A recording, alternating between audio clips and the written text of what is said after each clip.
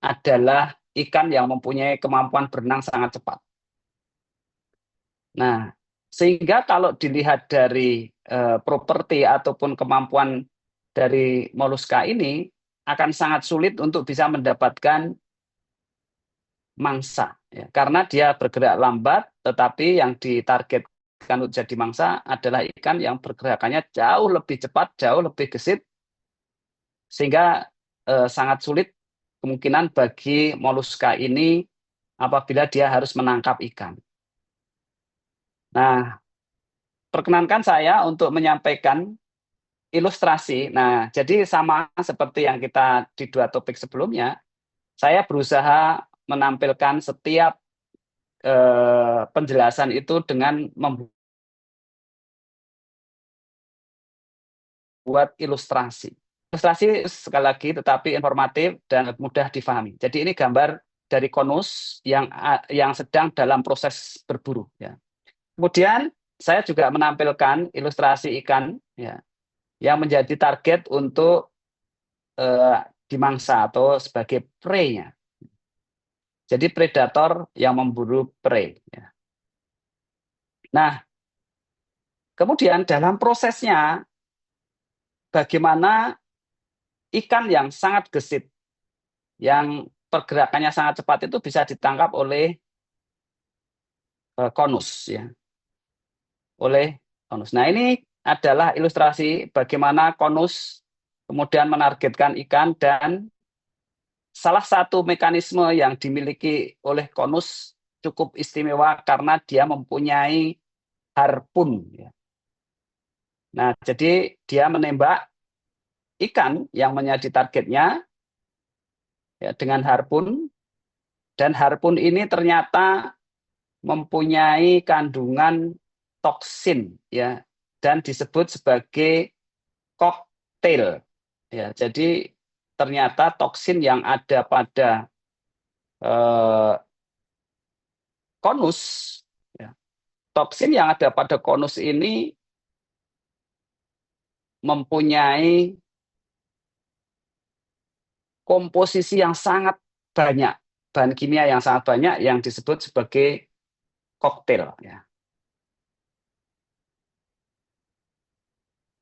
Nah, sehingga ikan yang pergerakannya sangat cepat itu kemudian ketika terkena tembakan, ya, kalau koktailnya, toksin koktail itu tidak efektif, tidak strong, tidak kuat, maka ikan yang kena tembakan itu masih punya kesempatan untuk berenang jauh, untuk bisa menghindar jauh, ya.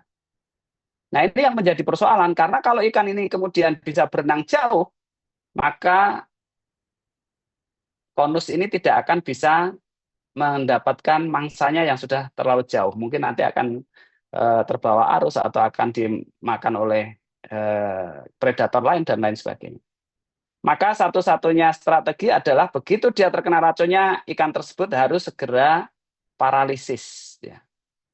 Harus segera mengalami ketidakmampuan untuk bergerak jauh dan tidak bisa menghindar. Nah, sehingga kemudian rata-rata sukses rate dari konus ini perburuannya sangat tinggi. Kalau harimau atau singa di Afrika itu kalau berburu mungkin sukses rate-nya hanya 20%. Jadi setiap trial paling berhasilnya dari 100 kali dia mungkin bisa dapat 20 kali atau lebih sedikit. Jadi rate suksesnya sedikit. Tetapi konus ini rate suksesnya tinggi, begitu dia bisa menembak ikan, maka biasanya ikan itu langsung paralisis. Nah, jadi kuncinya itu ada pada komposisi bahan kimia yang dimiliki oleh konus. Nah, sehingga ini menjadi menjadi hipotesis. Apa sih komponen-komponen yang ada pada konotoksin namanya. Konotoksin atau toksin yang dimiliki oleh konus ini sehingga dia begitu efektif, begitu efisien dan sangat kuat. Nah, jadi organisme yang kita pilih Conus geographus ini ternyata yang pertama kalau kita dekomposisi, dia menghasilkan peptida konotoksin. Nah, kalau melihat sifatnya berarti dia bisa membuat ikan itu segera paralisis. Jadi ada dugaan dia bisa mengandung anestetik, bahan kimia yang langsung menghilangkan kesadaran ikan. Dan yang kedua, bahan substansi yang bisa membuat ikan itu mengalami ketidakmampuan untuk bergerak.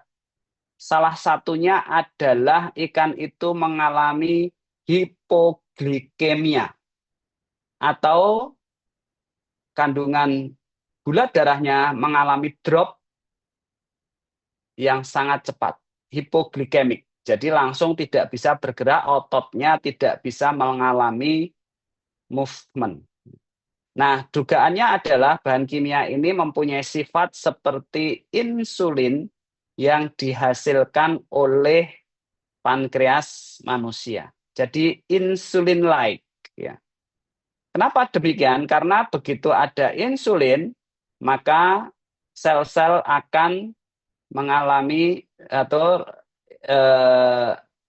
sel akan sangat sensitif untuk internalisasi glukosa yang ada di darah, ya. Sehingga kemudian terjadi depletion atau hipoglikemik, sehingga otot tidak bisa lagi mengalami pergerakan.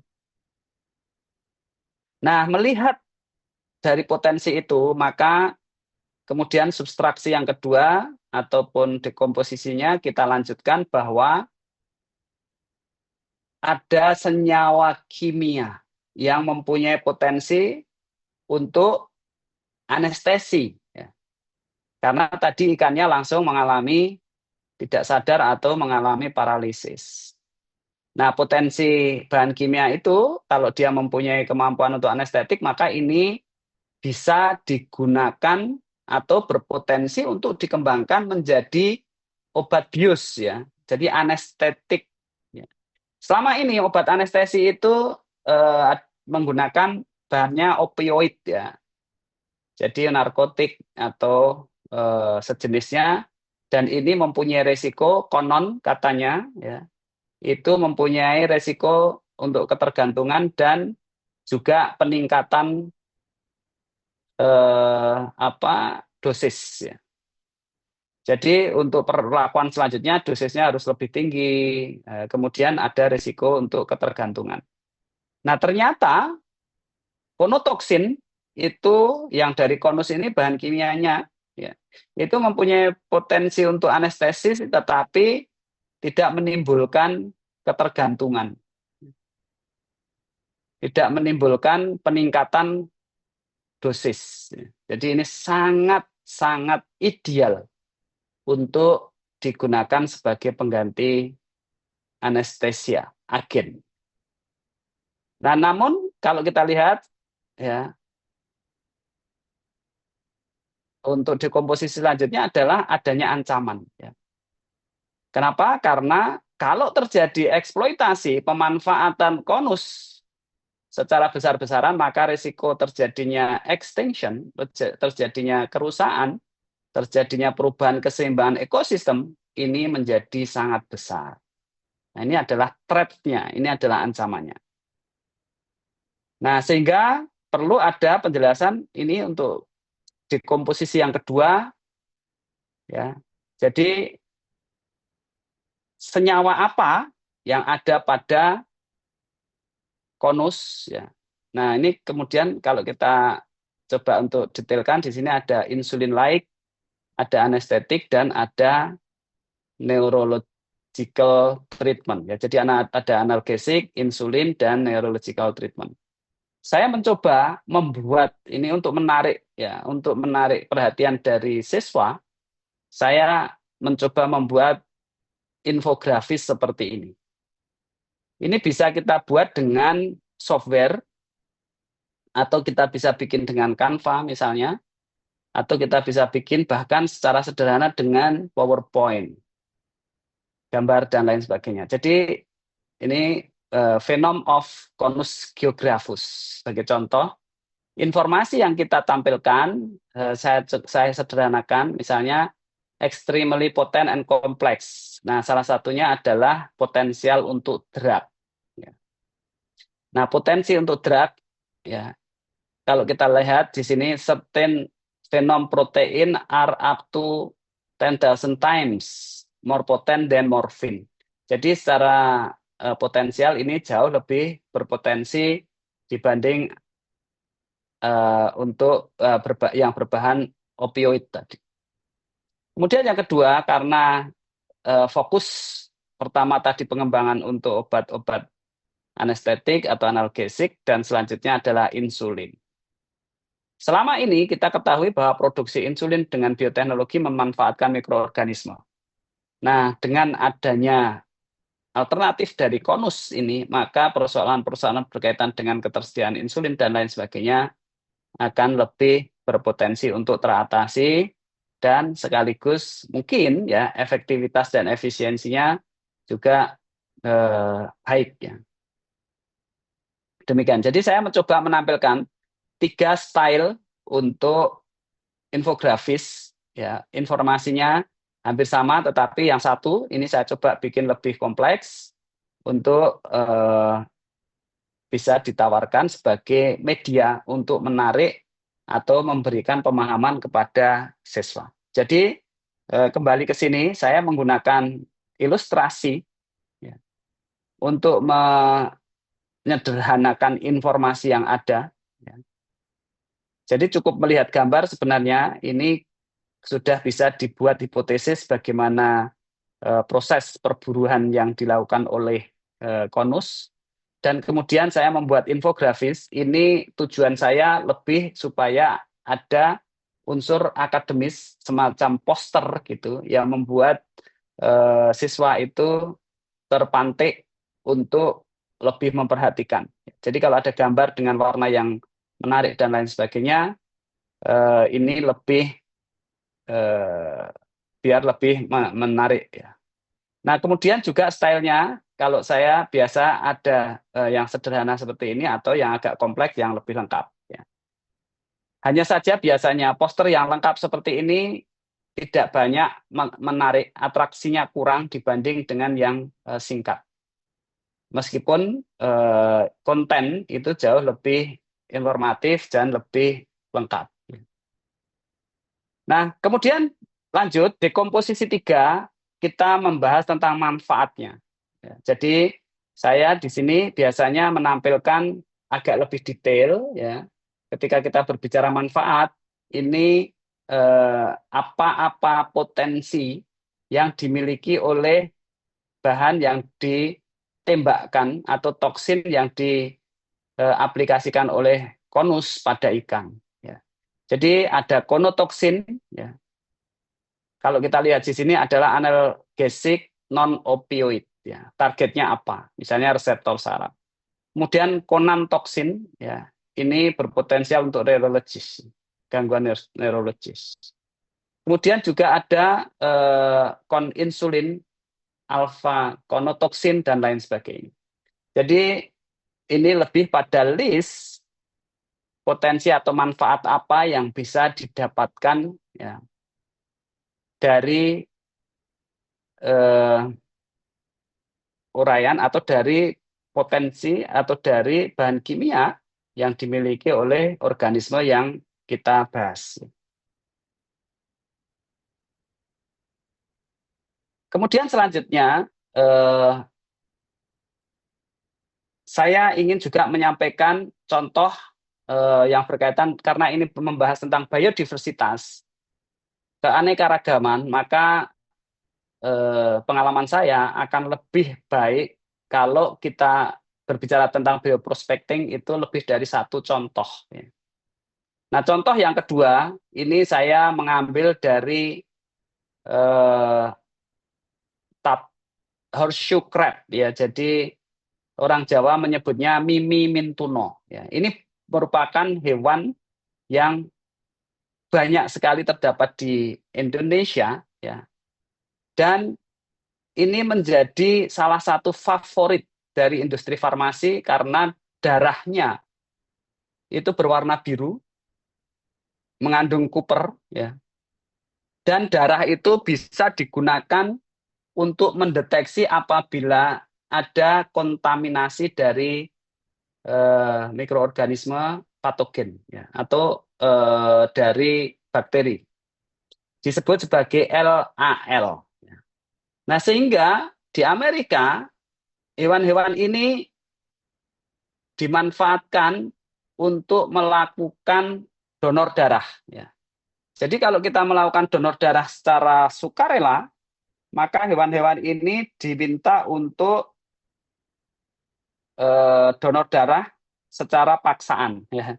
Jadi sekitar 60-70% darahnya itu akan diambil, kemudian ditampung di situ, dan ini kemudian menjadi bahan untuk mendeteksi adanya kontaminasi atau misalnya untuk vaksin dan lain sebagainya itu bisa dideteksi.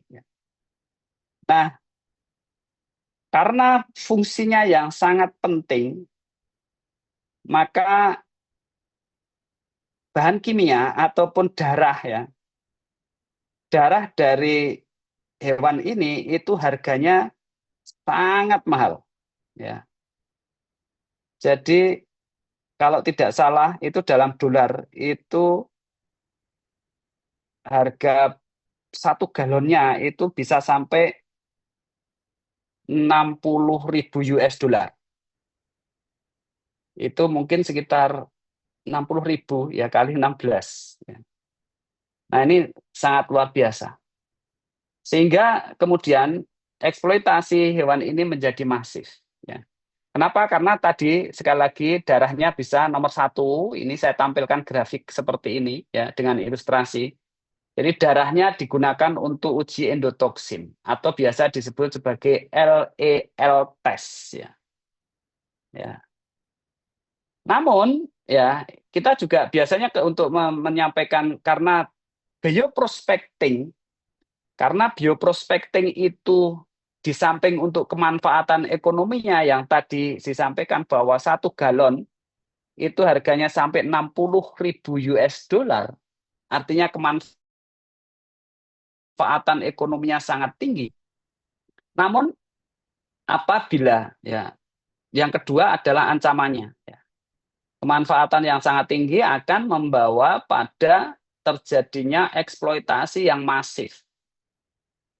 Kenapa bisa demikian? Karena tentu kebutuhannya sangat tinggi, harga sangat tinggi, kemudian upaya untuk menyediakan itu juga sesuai dengan permintaan pasar.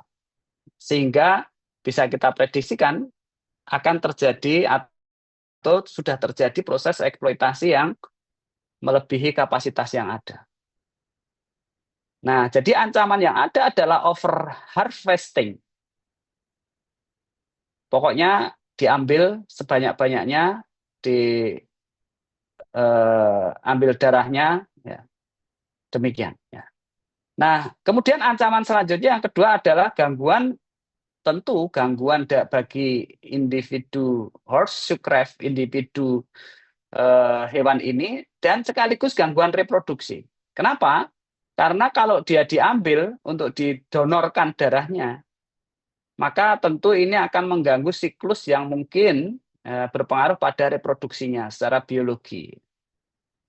Dan kalau dia reproduksinya terganggu, maka generasi selanjutnya akan mungkin tidak lagi diproduksi dalam jumlah yang kapasitas sesungguhnya.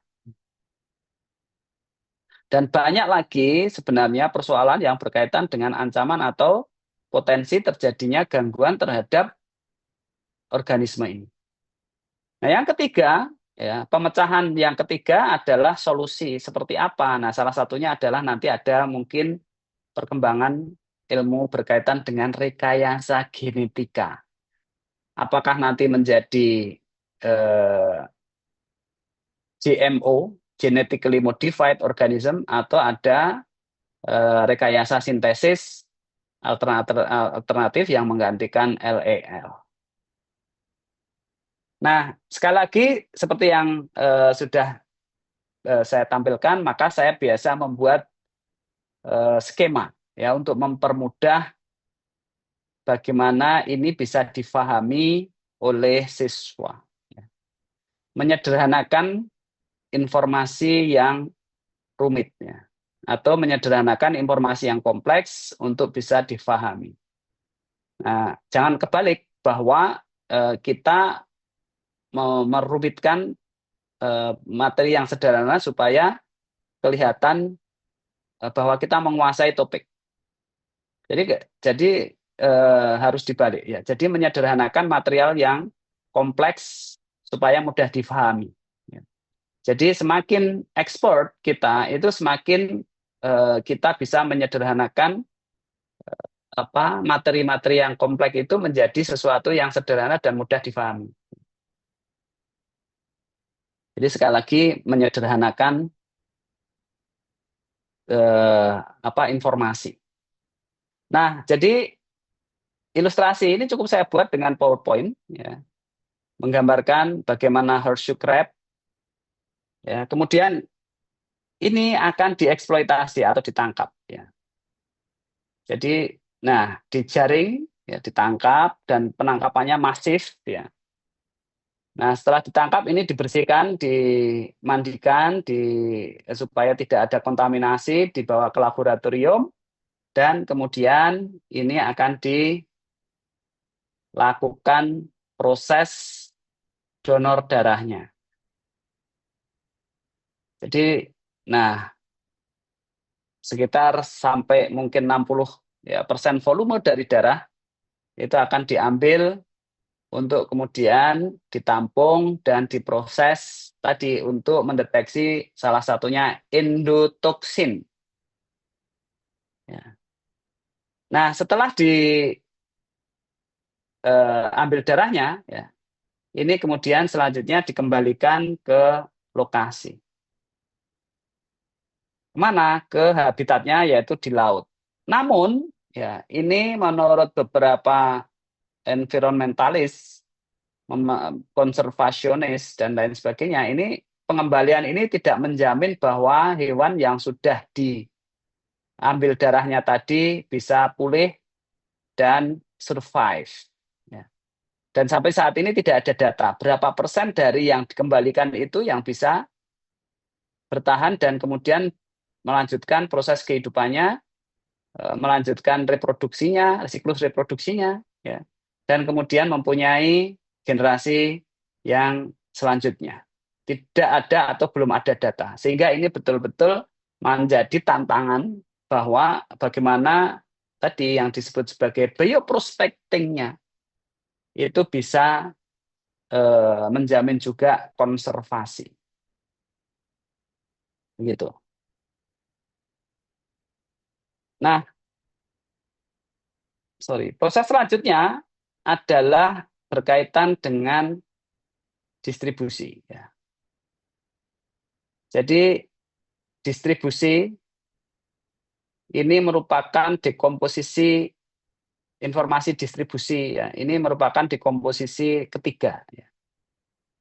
Jadi ada kemanfaatan dan distribusi. Kenapa? Informasi distribusi ini penting karena memberikan pemahaman tentang habitat ya, habitatnya, di mana dia berada, berapa populasinya dan lain sebagainya, kita bisa melihat seperti ini. Misalnya ini kemudian di komposisi selanjutnya adalah dampak. Ya. Bagaimana proses yang kita lakukan itu apakah akan memberikan resiko terhadap lingkungan. Nah, informasi ini menjadi satu kesatuan yang sangat penting bagi siswa untuk bisa difahami. Bagi siswa untuk bisa memahami apakah ada efek ya, apakah ada potensi kerusakan lingkungan. Jadi kalau kita menyederhanakan proses ataupun informasi, maka kalau kita tidak hati-hati, ya, siswa akan memahami bahwa konus ataupun horseshoe crab itu mempunyai nilai ekonomi yang tinggi. Stop sampai di situ. Ya. Nah, ini sangat berisiko karena pemahaman yang parsial ini kemudian bisa menimbulkan persepsi bahwa dengan potensi ekonomi yang tinggi maka akan mempunyai potensi untuk dilakukan eksploitasi atau overeksploitasi. Perlu sekali lagi diberikan pemahaman bahwa dengan adanya potensi ekonomi yang tinggi, kemudian potensi terjadinya overeksploitasi, harus ada konsekuensi yang tentu harus difahami oleh siswa. Karena pemahaman mengenai potensi atau bioprospeksi itu harus holistik. Harus mencakup juga dampak atau resiko.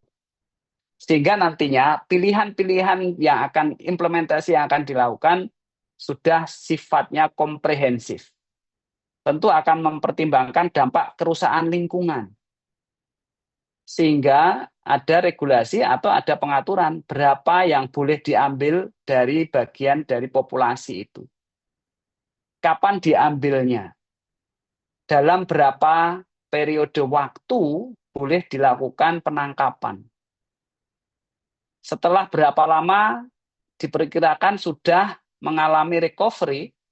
Ya, berapa lama, kapan ya hewan ini bereproduksi sehingga tidak memutus siklus reproduksi dan lain sebagainya. Apa komposisi habitatnya dan lain sebagainya. Jadi dampak ini merupakan satu kesatuan informasi ya yang harus difahami oleh siswa. Nah, jadi di komposisi yang keempat ini saya berusaha atau saya menampilkan dampak dalam bentuk list ya. Kerusakan lingkungan. Ada kemungkinan terjadinya dampak juga akibat adanya polusi. Ya, jadi di area penangkapan itu atau dan lain sebagainya, habitatnya apakah akan terjadi degradasi dan lain sebagainya. Kemudian dimungkinkan juga akan terjadi perubahan iklim. Yang jelas juga resiko penurunan keanekaragaman hayati. Kalau berbicara lebih jauh lagi, mungkin ada kesenjangan sosial, ekonomi, dan lain sebagainya, kompleks sosial, keterbatasan sumber daya alam, dan lain sebagainya. Pada poinnya adalah bahwa harus kita tampilkan dampak-dampak yang komprehensif, yang lengkap, sehingga pemahaman tentang risiko itu bisa difahami oleh siswa untuk memberikan gambaran yang lebih lengkap, ya, lebih lengkap. Nah, sehingga kemudian biasanya untuk strateginya saya juga membuat infografis. Ya. Ya, jadi infografis tadi yang konus, ya, ini saya masukkan, kemudian horseshoe crab kita masukkan. Nah, kemudian ini designing ya, computational based learning. Di konteksnya apa? Integrating bioprospecting dan biodiversity conservation issues with computational thinking in the classroom. Nah, ilustrasi yang kita buat, kita usahakan sederhana, tetapi menarik ya, untuk bisa difahami oleh siswa. Nah, kita beri ilustrasi seperti ini ya. Tergantung juga kreativitas dari Bapak Ibu sekalian nanti seperti apa yang bisa ditampilkan pada siswa. Namun saya kira media seperti ini menjadi salah satu yang bisa mengenhance, meningkatkan ketertarikan dan begitu akan menginduksi juga siswa untuk lebih maju, lebih kreatif. Ya. Nah, kemudian tadi pilar yang pertama dekomposisi. Nah, pilar yang pertama dekomposisi saya bikin menjadi beberapa ya dekomposisi, 4 dekomposisi. Ya, ada dekomposisi 1, 2, 3, 4 dampak ya. Tadi ada manfaat, dampak, dan lain sebagainya. Nah, maka kemudian pilar yang kedua untuk computational thinking ini yaitu pattern recognition ya. Nah, di sini saya memilih 3 aja topik ya. Bagaimana pola sebaran geografis spesies itu. Jadi pattern ini penting, pemahaman tentang pattern. Nah, salah satunya adalah sebaran, di mana saja hewan-hewan itu biasa kita temukan atau bisa kita temukan. Kemudian pattern recognition yang kedua adalah pola struktur atau senyawa bioaktifnya itu apa. Nah, kalau selanjutnya pola eksploitasi atau metode eksplorasinya yang bisa kita implementasikan. Nah, di sini di pattern recognition ini saya menampilkan peta ya. Sama seperti tadi. Distribusinya di mana saja konsnel atau Conus geographus itu. Kalau kita lihat di sini spesiesnya yang tinggi itu yang warna merah. Indonesia ini termasuk di area yang tinggi ya. Distribusinya cukup tinggi untuk konsnel. Ya. Artinya apa? Ini bisa memberikan pemahaman pada siswa bahwa kita ini potensi untuk pemanfaatannya itu sangat tinggi dan potensi ekonominya juga sangat luar biasa banyak. Baru satu spesies saja, Conus geographus, itu sudah mempunyai potensi yang sangat tinggi. Dan Conus ini mempunyai banyak sekali jenis atau spesies. Dan itu banyak terdapat di Indonesia, mungkin lebih dari 6 spesies. Sehingga bisa dibayangkan kalau masing-masing ya, spesies dan itu menempati habitat yang sangat spesifik ya. Mungkin beberapa spesies ada di Sumatera, beberapa spesies ada di Kalimantan, di Jawa ya. Ini juga tadi ini juga kita bisa melihat horseshoe crab itu banyak sekali potensi-potensi yang ada di hampir di semua bagian di Indonesia ya, di Sumatera, Jawa, Kalimantan, Sulawesi. Artinya apa? Variasi habitat bisa memberikan pengkayaan. Kemudian variasi spesies, maksudnya jumlah spesies yang banyak, itu mempunyai potensi untuk bahan kimia atau potensi untuk toksinnya, itu komposisi koktail toksinnya itu bisa sangat variatif. Artinya apa? Kandungan senyawa aktifnya itu bisa bermacam-macam dan mempunyai potensi yang berbeda-beda. Sehingga kalau kita menguasai database-nya, riset yang kita lakukan untuk identifikasi dan inventarisasi itu sudah advance, maka ketersediaan bahan-bahan yang mempunyai potensi untuk digunakan dalam salah satu contoh adalah medis. Ini menjadi luar biasa. Menjadi luar biasa dan ini tantangan bagi kita. Apakah kita akan bisa kemudian mencari atau mengeksplorasi dan kemudian menampilkan data itu dalam sajian data yang komprehensif dan lengkap. Sehingga kemudian tinggal diacu untuk tadi pengembangan potensinya, apakah nanti untuk kesehatan, farmasi, ya misalnya, atau untuk keperluan-keperluan yang lain. Jadi penting sekali mempunyai database.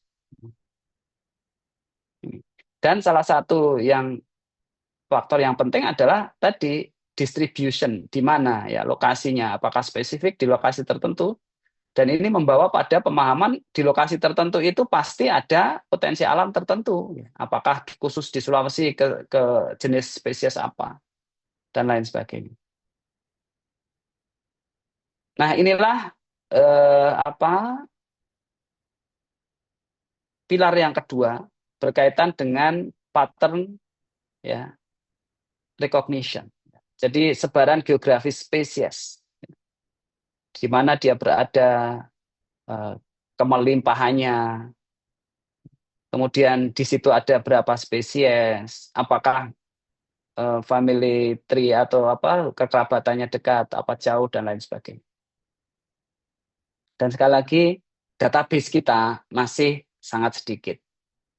Perlu sekali untuk kita kembangkan sehingga lebih representatif dan lebih lengkap, lebih komprehensif untuk menjadi acuan dalam pengembangan potensinya.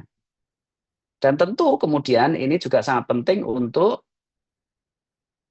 konservasi. Di dalam konservasi, tentu yang paling baik, best adalah in situ conservation.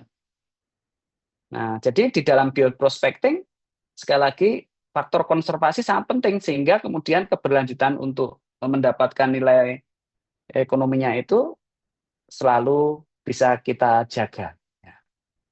Nah, jadi tadi faktor-faktor spesifik yang ada di habitat dan lain sebagainya ini perlu ada inventarisasi sehingga menjadi database. Database di Indonesia masih sangat minim sehingga perlu untuk kita percepat, perlu untuk kita lakukan pengembangan supaya tidak hanya sebagai nantinya kita negara yang selalu tergantung pada sumber yang lain. Terutama tadi untuk obat-obatan kita tidak supaya tidak banyak tergantung pada impor. Nah, kemudian pattern recognition yang kedua berkaitan dengan kandungan senyawa aktif. Ya. Apa sih yang ada pada konotoksin sehingga dari hewan yang menurut kita sangat sederhana, ya, yang saat ini pemanfaatannya di Indonesia itu saya melihat masih digunakan sebagai cangkangnya itu untuk hiasan. Jadi kalau kita ke pantai banyak sekali cangkang-cangkang yang digunakan untuk aksesoris, untuk hiasan dan lain sebagainya. Sedangkan pemanfaatan nilai yang lebih besar, ya, itu masih belum optimal. Nah, salah satu, ya, jadi saya biasa menyampaikan bahan aktif apa yang utama, yang potensial untuk bisa dimanfaatkan, diinformasikan pada siswa. Nah, salah satunya adalah zigonotide. Ya. Zigonotide ini ternyata sudah dikomersialisasi, namanya menjadi atau disebut sebagai Prialt. Ya. Nah, ini zigonotide. Ya. Ini saya tampilkan gambarnya. Nah, selanjutnya, pattern yang selanjutnya yang juga sangat penting berkaitan dengan bioprospeksi adalah pilihan untuk mekanisme manajemennya. Ya. Jadi biodiversitas itu hanya akan memberikan nilai optimal apabila dikelola secara profesional. Nah, di sini biasanya saya mengenalkan at least 2 model ya, untuk implementasi atau untuk manajemen bagi sumber daya yang kita punya. Jadi yang pertama manajemennya adalah saya membandingkan model linear dan sirkuler yang saya warnai. Ini adalah pilihan untuk manajemennya, ya. Praktek bioekonominya. Nah, seperti apa? Ini adalah ilustrasinya. Yang pertama adalah yang model linear, yang pertama tadi, linear bioekonomi. Jadi pilihan untuk mempraktekkan atau pengelolaan sumber daya alam atau biodiversitas itu bisa kita pilih yang pertama misalnya. Modelnya linear bioekonomi. Apa linear bioekonomi? Ini juga perlu kita jelaskan secara mendetail pada siswa. Ya. Yang pertama, faktor di dalam model linear adalah bahan baku. Kalau kita berbicara tentang tadi konus, maka ini adalah konusnya. konus ya, konus geografus sebagai bahan baku. Nah, pada praktek model linear bioekonomi, konus ini kemudian diambil digunakan sebagai produk. Misalnya produknya untuk aksesoris, ya. Maka desainnya menonjolkan pada faktor keindahan, ya. Atau produknya digunakan untuk bahan kimia, maka ini akan memerlukan adanya ekstraksi dan lain sebagainya. Yang penting kemudian adalah produk ini diproduksi. Kemudian langkah ketiga adalah dipakai. Ya. Jadi take, make, ya, use, dan yang terakhir adalah dispose. Nah, seperti ini. Jadi kenapa disebut linear atau segaris? Karena prakteknya adalah kita mengambil bahan baku dari lingkungan, dari habitat, dari alam, ya. Kita ambil, kita eksploitasi. Nah, ngambilnya itu gimana? Ya kita ambil sebanyak-banyaknya, ya biasanya begitu. Diambil banyak sesuai dengan kebutuhan, kemudian diubah menjadi produk. Setelah diubah menjadi produk, tentu sampai pada konsumen ini dipakai. Ada yang pakainya sekali, ada yang pakainya beberapa kali, setelah itu dispose, dibuang. Kalau kita memakai barang-barang habis pakai, maka ini sekali aja. Jadi produk ada, dipakai, dibuang. Nah, kalau besok lagi mau pakai lagi gimana? Ya ambil lagi dari alam, bikin produk lagi, pakai lagi, buang. Jadi inilah prinsip dasar dari model implementasi linear. Nah, besok ambil konusnya lagi, diproduksi lagi, dipakai lagi, dibuang lagi. Karena praktek ini berlangsung terus-menerus sepanjang produk itu masih diperlukan, maka akan terjadi konsekuensi terhadap praktek linear bioekonomi. Yang pertama, konsekuensi yang jelas adalah draining atau terjadinya proses depletion, penurunan ketersediaan bahan baku. Kalau itu makhluk hidup, hewan misalnya, maka mungkin dia perlu waktu untuk satu siklus reproduksi. Misalnya 3 bulan baru bisa bertelur.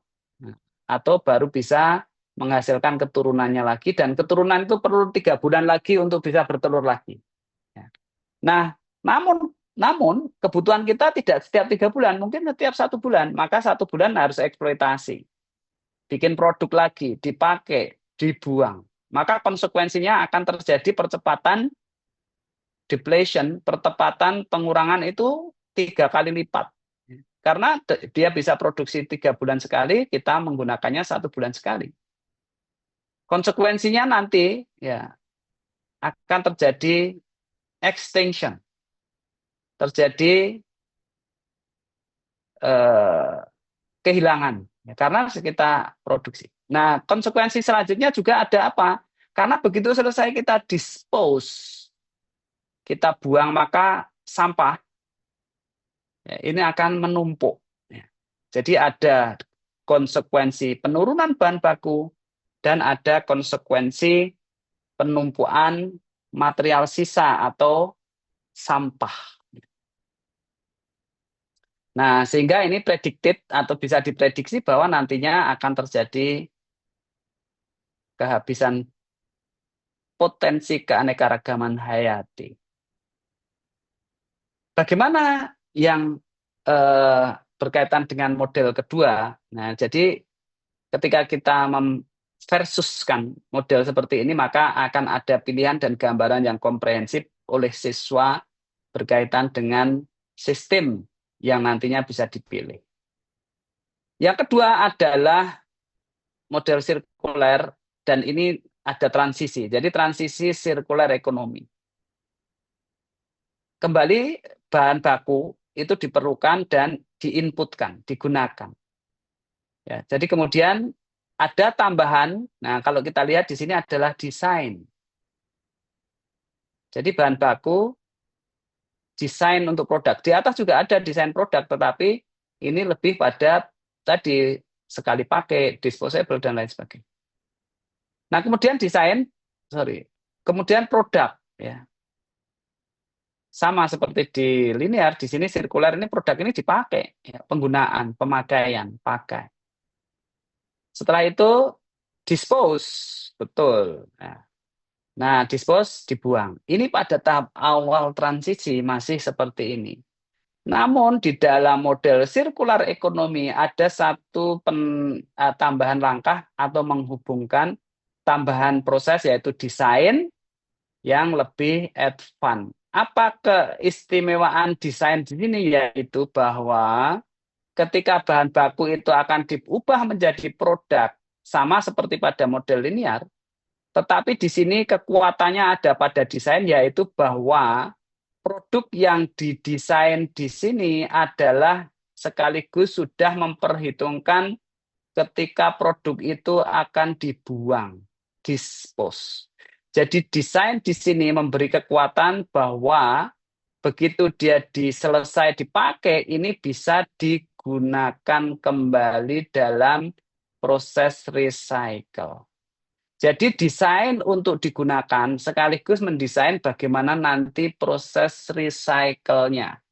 Sehingga ketika dia sudah dibuang, cukup diimplementasikan recycle, dan bahan yang dihasilkan dari recycle ini bisa kembali masuk ke sistem. Sehingga di dalam prosesnya itu tidak terputus dalam satu garis, tetapi dalam lingkaran, sehingga disebut sebagai sirkuler. Apa keuntungan dari circular economy adalah, circular economy ini adalah bahwa di dalam proses yang sudah ideal, maka bahan baku tidak lagi mengandalkan pada eksploitasi dari alam, dari habitat, ya, tetapi lebih pada menggunakan hasil recycle. Apa yang sudah tidak terpakai digunakan sebagai input untuk siklus selanjutnya. Sehingga konsekuensi overeksploitasi bahan baku dan konsekuensi penumpuan sampah itu bisa diminimalisir dan kembali digunakan ke dalam sistem.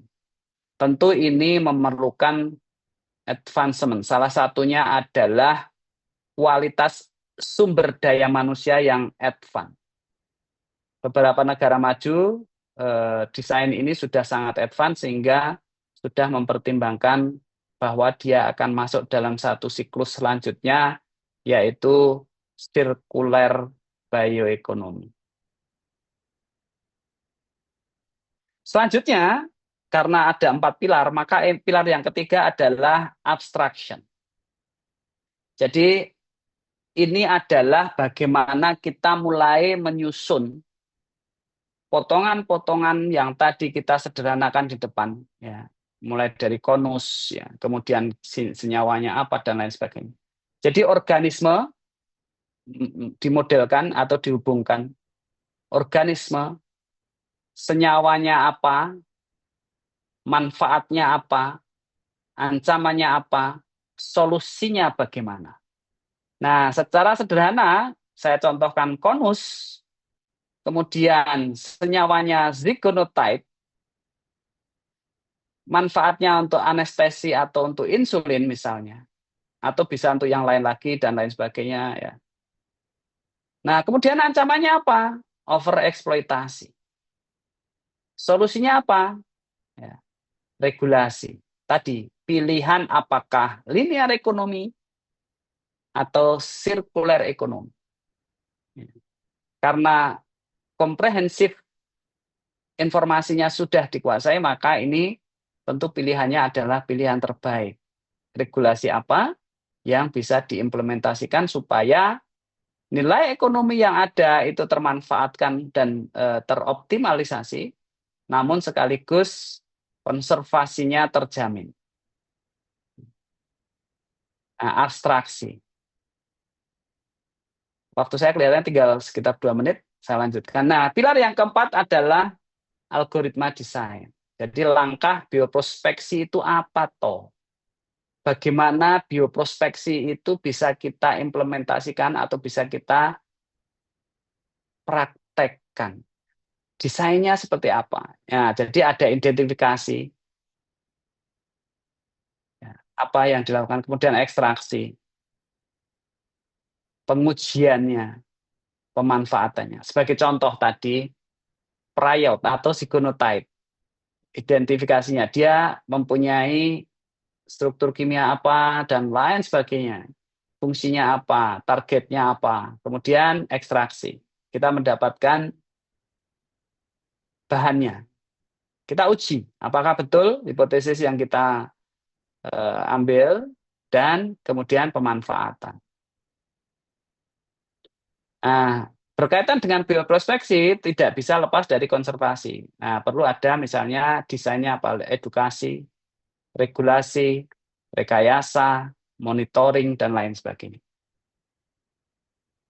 Bapak Ibu yang saya hormati, inilah poin-poin secara singkat yang bisa kita tampilkan, sehingga kemudian di akhir proses itu siswa ataupun kita bisa mensintesis informasi secara holistik, secara besar, ya, dan lengkap, ya, sehingga siswa betul-betul mempunyai gambaran atau kita mempunyai gambaran bagaimana pengelolaan biodiversitas dari segi bioprospectingnya, nilai ekonominya, ya, kemudian tentu konservasi, sehingga keberlangsungan proses itu bisa kita jaga.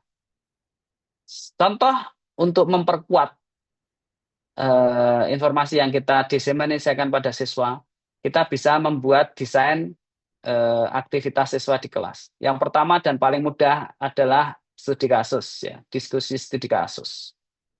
Saya biasa memberikan sangat sederhana pemantik untuk mahasiswa atau siswa, kemudian akan dikembangkan. Dan biasanya kemudian menjadi sangat dinamis. Kemudian bisa juga siswa itu ditugaskan untuk membuat infografis, ya. Circular bioekonomi berbasis potensial atau biodiversitas lokal. Misalnya ada yang berasal dari daerah mana dan lain sebagainya, mereka diminta untuk membuat atau mengangkat potensi masing-masing dari daerahnya, atau dari asalnya, atau dari rumahnya. Ini di samping untuk mengembangkan kreativitas, juga memberikan kesempatan untuk melakukan riset kecil di rumahnya sendiri, di areanya sendiri, di lokasinya sendiri, supaya mereka peduli dan ada keterikatan informasi yang mereka punya. Kemudian bisa juga aktivitasnya diminta untuk membuat simulasi model. Nah, jadi kalau mereka sudah bisa membuat simulasi, artinya informasi-informasi yang ingin kita diseminasikan dari proses dekomposisi dan lain sebagainya itu berarti bisa dikuasai atau dipahami. Nah, kemudian juga bisa misalnya membuat desain solusi, apakah konservasi dan lain sebagainya berbasis informasi tadi atau algoritma. Ini kira-kira yang bisa saya sampaikan. Nanti di dalam diskusi kita bisa secara komprehensif untuk berdiskusi dan semoga menjadi ada kebermanfaatan. Terima kasih, saya kembalikan pada Mbak Ayu. Monggo, silahkan Mbak Ayu. Assalamualaikum warahmatullahi wabarakatuh. Waalaikumsalam warahmatullahi wabarakatuh. Baik, terima kasih Prof. Bambang atas materi